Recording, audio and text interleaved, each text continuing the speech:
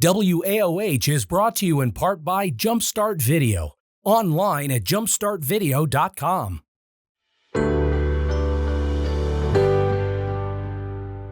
Today I get to talk with Christina Staats. She is the Assistant Vice President of Field and Constituencies with the National Immigration Forum. Christy, how are you today? I'm well. It's great to be here, Sarah. Yeah, thanks for coming on the show. You are a friend of mine as well, and I know that you are just a wealth of information surrounding the topic of immigration, and there is so much in the media right now surrounding the topic. And so we actually jotted down some questions, and I just want to dive right in because absolutely.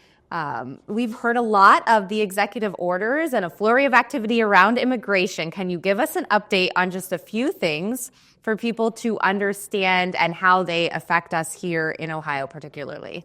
So there have been a lot more than this, but just a few for people to pay attention to. President Trump, when he took office, he suspended refugee resettlement. He did it for 90 days, but he also, following that order, about 5 days later, told refugee resettlement organizations to stop all work.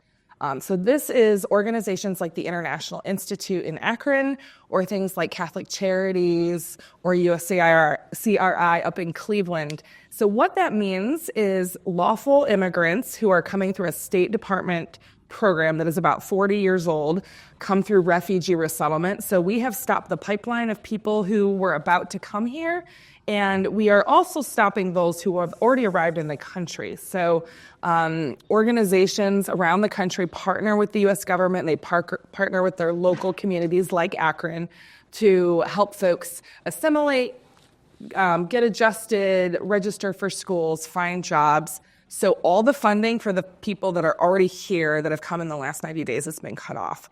So those two are pretty significant because President Trump, he campaigned a lot on unlawful immigration, but this is lawful immigrants that were paused or stopped. And we're looking at, is this going to be an indefinite situation or is it going to be short term?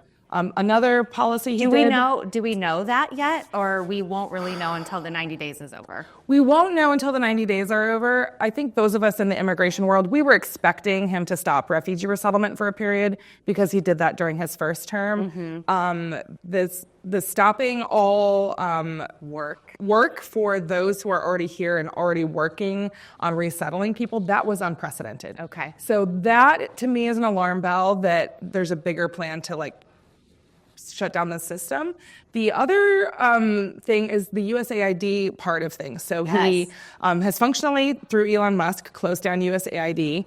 And USAID has a lot of functions, but one of them is soft power. So it's a diplomatic tool for the U.S. It's a very tiny part of our budget. It's like 1% of our budget, less than 1%. And the U.S., part of the USAID budget also funds refugees globally, things like food programs for people in refugee camps. So if some of the offices that are supporting refugees abroad, like the International Office of Migration, UNHCR, their funding is cut off, you've cut out a huge opportunity of the pipeline to people come here legally, lawfully being vetted, and then you've also cut them on the back end of things who are already here. And the government had promised a short period of support for them, and that's gone. So one of the other policies that has happened was asylum has been suspended at the U.S. border. Now, this is one that the border has been very contentious. It's a lot of the reason President Trump got elected. People were upset about the border. Right. It is lawful to seek asylum, but people wanted order at the border. And so he has suspended asylum so people can't ask for asylum when they come to the border right now. And so do you think that will just be temporary, or we just don't know right now? So when it says suspension, it's kind of in limbo? We don't know. And so there will be pushback. There could be lawsuits in the courts that will challenge this. I know there's a lot of different lawsuits that are pending. But I'm expecting that it will be much more difficult for people to seek asylum at our border. And then the other question is are we going to be a place that allows refugees to come here lawfully and vetted and then begin to work and pay taxes the way we have for 40 years? or are we going to really cripple that program, which is one of the only lawful ways for people to come here who are really fleeing persecution and in danger? Right. Right. And like you mentioned, President Trump ran for office on immigration, on, illegal immigration, essentially. And that's not what he's changing right now. How are his policies kind of lining up with what the public wanted? So I think the public wanted order. So that was one of the really large things when people were polled, is they wanted a sense of order. They wanted to know who is coming into the country, who is not coming into the country.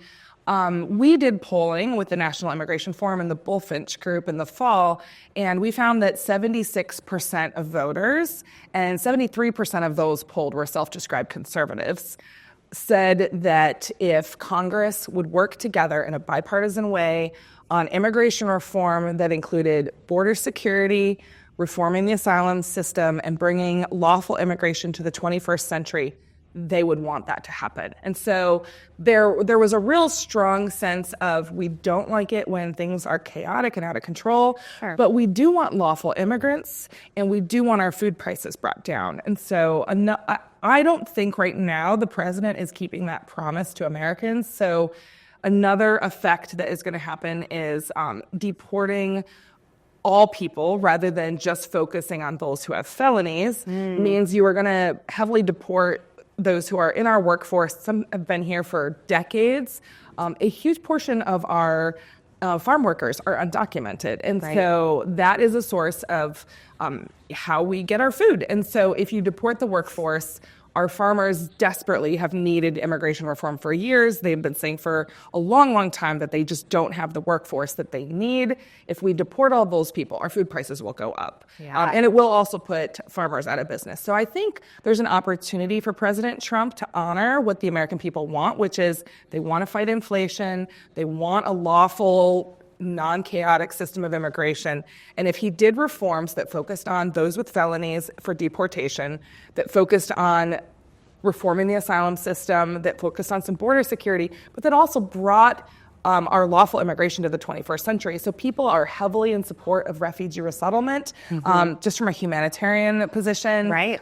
In fact, faith groups, evangelicals around the country are very supportive of that, even though evangelicals are also very supportive of Trump. So I think there's these opportunities for partnership to say, this is what his base wants, this is what the American people want, and we can do this together. The other thing is, when we think about the lawful workforce, we have shortages around the country in things like nurses, doctors. And so those are some of the places where we really need to update our lawful immigration system, make sure there's pathways and it's easier for people to get here quicker to fill those labor needs that help keep Americans employed as well as the services they need. Yeah, absolutely.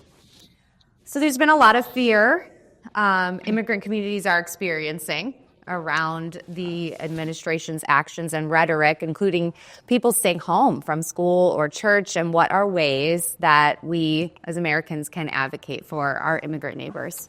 That's a great question. I think one is to show up and be present. So, check in on your immigrant neighbors, find out how they're doing, visit an immigrant church, go to a place of worship and worship with them.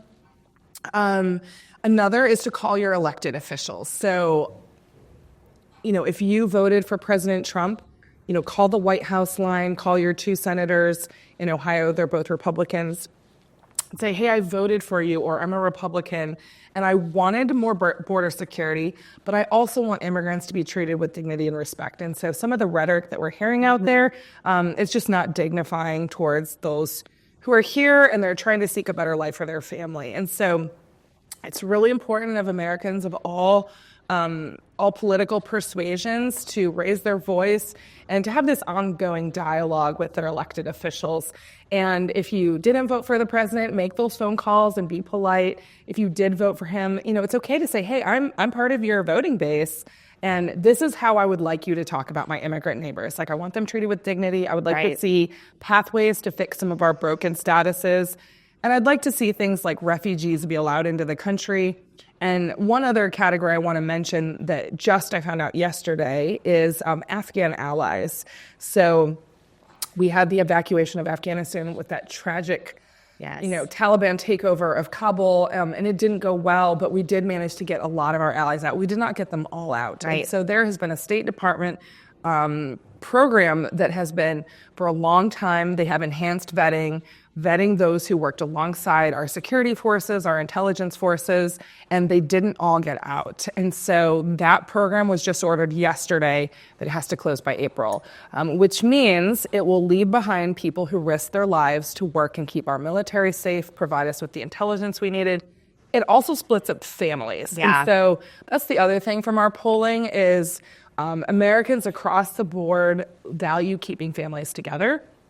And so we should honor our allies who maybe one person managed to get out in the evacuation, but they had to leave family members behind because they just weren't in the right location. Like, we should finish bringing that family unit together. That's an important value for us as a country, is to keep families together, to keep people safe, to honor our promises to those who partner with us in our military endeavors. And in the long run, it actually brings more national security to the U.S. And so it shows us that we are a people who keep our word. And so all of that is kind of wrapped up in immigration policies right now. And so for people to come alongside their immigrant neighbors is to show up, and the other one is to raise your voice to your elected officials and tell them what you want and tell them the nuances you want. Yeah, absolutely. And I love, we talked about the rhetoric. Like, I love, even no matter if you voted for President Trump or did not, like, we don't want that negative rhetoric out there. We've even seen it, unfortunately, from the White House social media account. Just really negative rhetoric towards immigration. And so I think it is so important to make those phone calls, send those emails, and support our immigrant neighbors. And that's what we can do here in Akron. If you are an Akronite and you have an immigrant neighbor, or maybe you need to reach out, like Christy said, you could go to a place of worship to support. You could go support a neighborhood grocery store, depending on where you live. There's a lot of options, but please just get out there, raise your voice, support your immigrant neighbors, and do something about this, because these are people who are trying to come here lawfully, and we want to support them. And so thank you for the work that you do. Oh, it's an honor. Thanks for having me, Sarah. Yeah, absolutely. How can people dig in a little deeper if they're watching this and they're interested in learning a little bit more about all the things that you mentioned? How can they do that? Yeah, so they are welcome to check out our website, so immigrationforum.org, the National Immigration Forum. We are a nonpartisan advocacy group.